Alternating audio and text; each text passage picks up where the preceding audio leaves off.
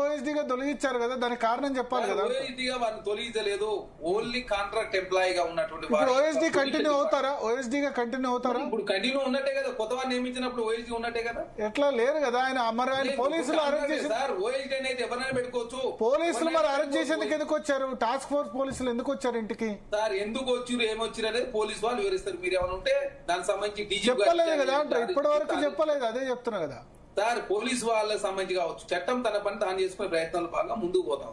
TRS party ఏదో పెద్ద ఎత్తున ప్రజాస్వామ్యాన్ని వాళ్ళు కాపాడినట్టు, వాళ్ళ కనీసం డిప్యూటీ మహమ్మద్ అలీ గారు కనీసం ప్రగతి భవన్లో ప్రవేశించలేదు సార్. ఈటలాని గారు ప్రగతి భవన్లో ప్రవేశించలేకుండా పంపించారు. కాంగ్రెస్ పార్టీలో స్వేచ్ఛ తప్పు. ఇప్పుడు స్వేచ్ఛ ఉంది కాబట్టి ప్రజాస్వామ్యంలో ఇప్పుడు టాస్క్ ఫోర్స్ పోలీసులు ఎందుకు కొండా సురేఖ గారి ఇంటికి పోయినట్టు, ఎందుకు అరెస్ట్ చేయాలని చూసినట్టు, దాన్ని ఎందుకు సుస్మితా పటేల్ ప్రతిఘటించినట్టు, మళ్ళీ ఇప్పుడు సుమంత్ మరి అరెస్ట్ ఎందుకు చేయలేదు? ఒకవేళ మళ్ళీ ఓఎస్డీగా ఉన్నాడా లేదా? మీరైతే ఓఎస్డీగా ఉన్నారంటారు అంతేనా సార్? ఇప్పుడు కొండా సురేఖ గారు మాట్లాడతారు, నేను చాలా స్పష్టంగా కొండా సురేఖ గారు చెప్పారు. ఇప్పుడు కూతురు మాట్లాడిన దానికి కాంగ్రెస్ పార్టీ ఎట్లా సమాధానం చెప్తారు సార్? కూతురు కాదు, ఇప్పుడు ఆమె ఇప్పుడు సుమంత్ ఫేట్ ఏంటి? సుమంత్ ఉన్నారో లేదా సార్? సుమంత్ గారు సంబంధించి అదేవిధంగా ఏదైతే పొల్యూషన్ డిపార్ట్మెంట్ లో వారు ఏదైతే జాబ్ ఉందో ఆ జాబ్ తొలగించారు. మిగతా వివరాలు ఎందుకు సడన్ గా సుస్మితా పటేల్? చెప్పండి. నో ఇంటరప్షన్, జస్ట్ సబ్జెక్ట్ చెప్పండి. Dated 14 October 2025, signed by Member Secretary, order Sri N. Sumant was appointed as officer on special duty for a period of 1 year on contract basis from 17 December 2023 to 16 December 2024 in Telangana Pollution Control Board and deputed to the Peshi of Honorable Minister for Forest, Environment and Endowments, Government of Telangana. The services of Sri N. Sumant, officer on special duty ante OSD, is hereby terminated on administrative grounds with immediate effect. ఇంకెందుకు మరి తీసేసిన మీకేం నష్టం వచ్చింది అంటున్నా, వాళ్ళు తీసేసిన మీకే ప్రాబ్లం అంటే కాంగ్రెస్ పార్టీలో కొట్టుకోవాలి, ఆ కొట్టుకోవాలి రాజకీయం చేద్దాం చూస్తున్నా బీఆర్ఎస్ పార్టీ. మీరు చెప్పండి, మీలాగా రాజయ్య గారిని ఎందుకు తొలగించారు మీరు ఇప్పటివరకు? మీరు చెప్పండి, సమాధానం చెప్పిరా? ఒక డిప్యూటీ సీఎం ఒక దళితుని ఎందుకు తొలగించారో మీరు సమాధానం చెప్పిన బీఆర్ఎస్ పార్టీ? మీరు ప్రజాస్వామ్యం గురించి మీరు మాట్లాడుతారు. ప్రజాస్వామ్యం మీద గౌరవం ఉందా మీకు? అసలు గద్దర్ గారిని 3 గంటలు ఎండలో కూర్చోబెట్టి మీరేదో ప్రజాస్వామ్యం గురించి మాట్లాడితే తెలంగాణ సమాజం హర్షించారు. కాంగ్రెస్ పార్టీలో టీ కప్ లో తుఫాన్ లాంటిది, సమస్యలు వస్తుంటాయి పోతుంటాయి. తుఫాను సృష్టించింది ఒక నిమిషం, ఇది తుఫాన్ అయింది మీరే, మళ్ళీ టీ కప్పు చేసింది, టీ కప్ లో తుఫాన్ అని చెప్పినది మీరే. ఇప్పుడు ప్రజాస్వామ్యంలో ఒక్కొక్కరికి ఒక్కొక్క, బట్ పబ్లిక్ ఆన్సరబుల్ కదా అంటారు. ఇంత పెద్ద అలిగేషన్ వచ్చినప్పుడు డెక్కన్ సిమెంట్స్ అట్లా బెదిరించారు, ఆరోపించారు అని చెప్పినప్పుడు వాళ్ళకి 100 కోట్ల సెటిల్మెంట్ అది ఇది అని వార్తలు వచ్చినప్పుడు దాని మీద పెట్టి ఇది జరిగింది ఇది జరిగిన మిస్టేక్ అని ఎవరో ఒకరు చెప్పాలి కదా. ఓన్లీ క్షమాపణ కొండా సురేఖ చెప్తే అది కాకుండా, ఎందుకంటే డైరెక్ట్ గా సీఎం ను వాళ్ళ కుటుంబం మీద ఆరోపణలు చేశారు. చేసిన తర్వాత చేసిన ఆరోపణలు తప్పని ఆమె చెప్పారు.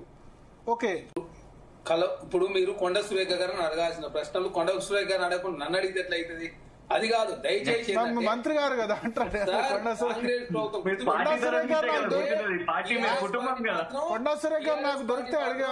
మరి మీరు చెప్పండి, ఫోన్ ట్యాపింగ్ సంబంధించి కల్వకుంట్ల కవిత గారి ప్రశ్నలు, రాజాసింగ్ గారు అడిగినటువంటి భారతీయ జనతా పార్టీ కిషన్ రెడ్డి గారి ప్రశ్నలు, ఏదైతే టైప్ రాజకీయాలు Bharatiya Janata party BRS party వాళ్ళు వచ్చేప్పుడు అడుగుతారు. నేను అదే ఫోన్ ట్యాపింగ్ విషయంలో కృషాంక్ గారిని అడిగాను చాలా క్వశ్చన్స్ కనబడితే, లేకపోతే కేటీఆర్ కనబడ్డా ఆ విషయంలో అడిగాం. ఇప్పుడు ఈ విషయంలో మిమ్మల్ని అడుగుతున్నాం. ఫోన్ ట్యాపింగ్ అయినా ఫార్ములా వ్యవహారంలో వాళ్ళని అడిగాం, బీఆర్ఎస్ వాళ్ళని. ఇప్పుడు ఈ వ్యవహారంలో క్వశ్చన్ కొండా సురేఖ్, మీరు అన్నట్టు కొండా సురేఖ్ గారు కనబడితే కొండా సురేఖ్ గారిని కూడా అడుగుతాం. కొండా సురేఖ గారిని అడుగుతాం, సుస్మితా పటేల్ గారు అడిగితే వాళ్ళని అడుగుతాం, లేకపోతే ఇంకా మీ ప్రభుత్వంలో మంత్రులు ఎవరైనా ఇప్పుడు రేవంత్ రెడ్డి గారు. నేను చాలా స్పష్టంగా చెప్తా ఉన్నాం, నేను చాలా స్పష్టంగా డెక్కన్ సిమెంట్ వాళ్ళు కేసు పెట్టిరా, కేసు పెడితే వాళ్ళు కేసు భయపడతారు కదా పారిశ్రామిక మాట్లాడితే దాన్ని కాంగ్రెస్ పార్టీకి ఆపాదించారు. మరి ఎందుకు మంత్రి కంప్లైంట్ ఎందుకు ఇచ్చారు? మంత్రి కంప్లైంట్ ఇవ్వలేదు అని పేరు తీసుకున్నారు. ఉత్తమ్ కుమార్ రెడ్డి కంప్లైంట్ చేయలేదు అని ఆయన పేరు తీసుకున్నారు. ఆమె తీసుకున్నదా? ప్రతిదానికి సమాధానం ఏం చెప్తారు సార్? ఇప్పుడు సుష్మితా మంత్రి కూతురు, ఆమె ఆస్పిరెంట్, పరకాల ఎమ్మెల్యే క్యాండిడేట్ అని డిక్లేర్ చేసుకున్నారు. లండన్ లో మా కూతురు ఉంటుంది, మా అల్లుడు ఉంటాడు, మా కాంగ్రెస్ పార్టీలో సభ్యత్వం లేదు. ఆమె ఏం మాట్లాడింది నేను చూడలేదు, ఆమె మాట్లాడి ఉంటే నేను అట్లా మాట్లాడి ఉండేది కావద్దు అని చెప్పి చాలా స్పష్టం సురేష్ గారు చెప్పారు కదా. ఇప్పుడు కాంగ్రెస్ పార్టీ సంబంధం లేదు, ప్రతి ఒక్కరు అందరు సమాజం. ఇప్పుడు మొన్న మీ కాంగ్రెస్ పార్టీగా వాళ్ళేదో మాట్లాడుతుంటారు, వాళ్ళకి స్వేచ్ఛ ఉంది కాబట్టి మాట్లాడుకుంటూ పోతారు. మాట్లాడుకున్నా మాత్రం అది కరెక్ట్ కాదు. ఖచ్చితంగా కాంగ్రెస్ పార్టీలో ఎలాంటి మనస్పర్ధలు లేవు. చిన్న చిన్న ఏమన్నా మాట్లాడుకుంటారు. ఇప్పుడు ఒక్కొక్కరు ఒక విధంగా అర్థం చేసుకుని ఉండొచ్చు, ఆ భావం విషయంలో కొంత తేడాలు వచ్చి ఉండొచ్చు. అలా అని చెప్పేసి కాంగ్రెస్ పార్టీ మనస్పర్ధలు ఉన్నాయని చెప్పి బీఆర్ఎస్ పార్టీ కోరుకుంటుంది. అదే కాకుండా టెండర్లలో ఎక్కడ అవినీతి చేసి సార్ మీలాగే ఏమన్నా టెండర్లు ఏమన్నా మేము కాంట్రాక్ట్ అదేవిధంగా నోటీస్ అదేవిధంగా ఎక్కడైతే టెండర్లు ఎవరైతే తక్కువ కోడి చేస్తారో వాళ్ళకి టెండర్లు ఇస్తారు కదా. ఇక్కడ ఏమన్నా చట్టబద్ధంగా మాత్రమే టెండర్లు ఇస్తారు తప్ప లేకపోతే ఏమన్నా యునానిమస్ గా లేకపోతే టెండర్లు ఇవ్వద్దని చెప్పి బెదిరిస్తున్నారు ఎవరన్నా? ఎవరు బెదిరించలే కదా. అనవసరంగా ప్రతి దాన్ని రాజకీయం చేసే ఉద్దేశంలో బీఆర్ఎస్ పార్టీ ముందుకు పోతా ఉంది. కాంగ్రెస్ పార్టీ ప్రజాస్వామ్యబద్ధంగా ప్రజాస్వామ్యతంగా చట్టాన్ని లోబడి తెలంగాణ రాష్ట్రంలో కాంగ్రెస్ ప్రభుత్వం పనిచేస్తా ఉంది. కూడా రాజకీయం చేసే కోణంలో మీ రీడింగ్ ఏంటి ఈ వ్యవహారంలో? ఇది ఇప్పుడు ఎవరైనా బయట ఇప్పుడు ఇవాళ బీఆర్ఎస్ కొద్దిమంది కంప్లైంట్ చేస్తున్నారు ఈ వ్యవహారంలో. కంప్లైంట్ చేస్తే కోర్టులో ప్రైవేట్ కేసు ఎవరైనా ఫైల్ చేయొచ్చా ఈ విషయంలో? సార్ ఒక్క నిమిషం సార్. చరణ్ కౌశిక్ గారికి నా సానుభూతి. పాపం ఆయన ఎంత కష్టపడుతున్నాడో ఆ పరమ దరిద్రులను డిఫెండ్ చేయడానికని. ఆయనకు కూడా అంతరాత్మ ప్రబోధంగా ఆయన మనసులో బాధ ఉంటది. ఇదేంది మా ప్రభుత్వం చెప్తారు, గడుపాల గ్యాంగ్ అంతా వచ్చి మంత్రులు అయినారని ఆయన బాధపడతారు. చదువుకున్న వాళ్ళు, యోగ్యులు, మంచి క్యారెక్టర్ నాళ్ళు, బీసీలు అందరు తీసుకొని బొందలో పెట్టేసేసి అంత క్రిమినల్ బ్యాక్గ్రౌండ్ ఉన్న వాళ్ళందరినీ మంత్రులు చేస్తే వచ్చేటువంటి దుష్పరిణామం ఇది. ఇదేదో బీఆర్ఎస్ కు కాంగ్రెస్ కు మధ్య జరిగే రాజకీయ పోరాటంగా దీన్ని చూపెట్టడం చాలా తప్పు. First fundamentally for preventing a public servant from discharge of his duties అంటే 353 కింద 186 కింద ఐపీసీలో కేసు బుక్ చేయాల్సింది. Position of firearms and whose arm is it a licensed arm or is it not a licensed arm, criminal intimidation 506 కింద book చేయాలి. ఇట్లా ఎన్నో offences book చేయాలి. తర్వాత ఫైర్ ఆర్మ్ ఒక అన్లైసెన్స్డా లేకపోతే లైసెన్స్డా లేకపోతే ఇంకే రకైనా అది మంత్రి గారి ఇంటికి ఎట్లా చేరింది? How safe is the residence of the honourable minister? ఏంటండి ఏం మాట్లాడుతున్నారు? అసలు ఏమైనా అర్థం ఉన్నదా అండి? నన్ను అడిగితే అసలు రేవంత్ రెడ్డికి కనుక ఏ మాత్రం నైతిక విలువలు ఉంటే ఫస్ట్ ఆ దక్కన్ సిమెంట్ సంబంధించిన వ్యవహారము, తర్వాత కొండా సిరేకకు సంబంధించిన వ్యవహారము, తర్వాత పోగులేటికి సంబంధించిన వ్యవహారం డైరెక్ట్ గా పార్టీ అధిష్టాన వర్గం తీసుకుపోయి I'm unable to work with this kind of people, they are bringing disgrace to the cabinet అని చెప్పి అసలు దాని మీద ఏదో ఒక ఎంక్వైరీ పెట్టి, నామినల్ ఎంక్వైరీ అన్న పెట్టి, no investigation is going on, so it is not proper for us to discuss anything, let us see what happens అని చెప్పాలా.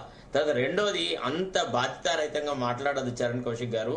మంత్రి గారి కూతురు సహజ డైరెక్ట్ గా ముఖ్యమంత్రి కుటుంబ సభ్యులను అందరినీ పబ్లిక్లీ అందరూ టీవీలు కెమెరాలలో వస్తున్న చూసి వాళ్ళు దందాలు చేస్తున్నారు, వాళ్ళు రాష్ట్రాన్ని అమ్ముతున్నారు, రాష్ట్ర సంపదను కొల్లగొడుతున్నారని చెప్తే అది మీకు ఏమి అసలు సంబంధమే లేనట్టుగా ఉన్నారు. కాంగ్రెస్ కార్యకర్త, మీరు కాంగ్రెస్ ఐడియాలజీ మీద పట్టుగా ఉన్నారు కదా, కొంత కట్టుబడిన కార్యకర్త, మీకు బాధ అనిపిస్తలేదా? తెచ్చుకుని ఇప్పుడు ఇందుకేనా ప్రభుత్వం తెచ్చుకున్నది?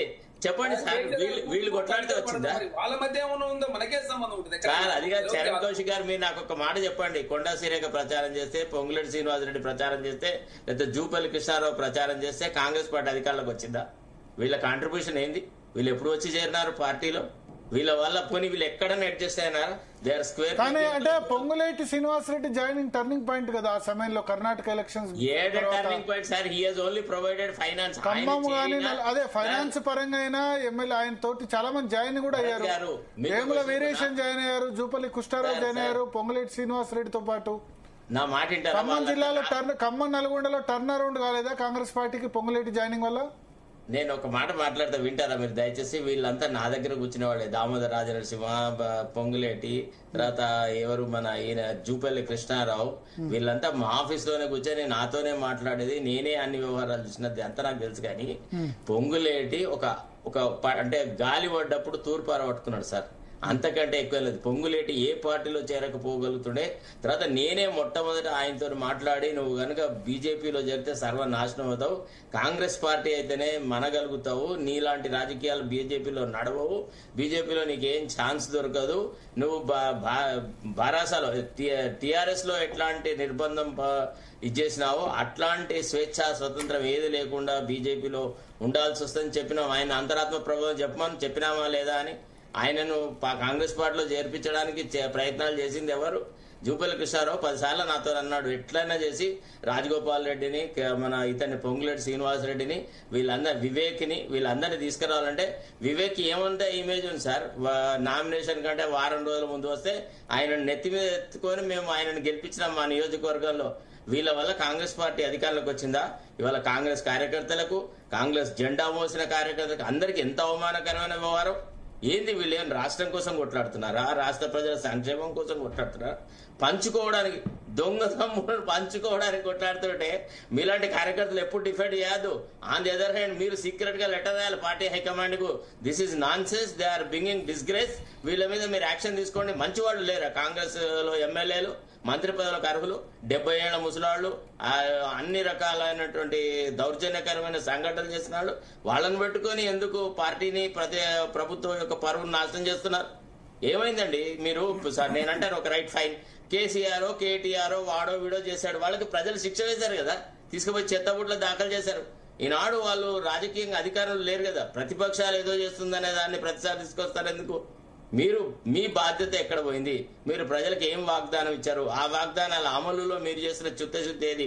మొన్న హనుమంతరావు మీటింగ్ లో ఏమన్నాడు, ఒక 2500 మహిళలకు ఇవ్వయ్యా, చెడ్డ పేరు వస్తుంది, ఎక్కడ పోయినా మహిళలు మమ్మల్ని అడుగుతున్నారు, మా 2500 ఏమైనా, మా 2500 ఏమైనా అని. ఇవాళ ఇంత దుబారా చేస్తున్నారు కదా, ఇష్టం వచ్చినట్టు. ఇప్పుడు బీసీ రిజర్వేషన్ల మీద కొన్ని కోట్ల రూపాయలు ఆ లాయర్లకు, వాళ్లకు, వీళ్ళకు పెట్టి గోదావరి పెట్టారు కదా, ఏం సాధించినారు సార్? మీరు ప్రభుత్వ విధానం మీద కొంత ఒక ఆలోచన చేయండి. ప్రభుత్వం ఏ కోణంలో పోతుంది? ఇది ప్రజాప్రభుత్వమేనా? ప్రజలకు నిజంగా ఏమైనా మేలు జరుగుతుందా? ప్రజలు మన గురించి ఏమనుకుంటున్నారు? ఇవి కార్యకర్తలుగా, పార్టీ స్పోక్స్ పర్సన్ గా it is your duty to tell the high command. అంతేగాని మీరు వాళ్ళు చేసిన ప్రతి థర్డ్ క్లాస్ వ్యవహారాన్ని వచ్చి మీరు ఈ టీవీలలో డిఫెండ్ చేస్తే మీ పట్ల ఉన్న గౌరవం కూడా తగ్గుతుంది. మా బాధ అది. ఇప్పుడు చరణ్ కౌశిక్ బయట కలిసి మొన్న మనం హైకోర్టులో కలిసాం, ఎంత బాగా ఆప్యాయంగా పలకరించుకున్నాం. అదే ఇవాళ పబ్లిక్ డిబేట్ లో కూర్చుంటే మిమ్మల్ని బాధపెట్టాల్సి వస్తుంది. ఒకసారి ఆలోచించండి, పార్టీ ఏటైతుంది, ఏం నాశనం అవుతుంది ఒకసారి ఆలోచిస్తారా?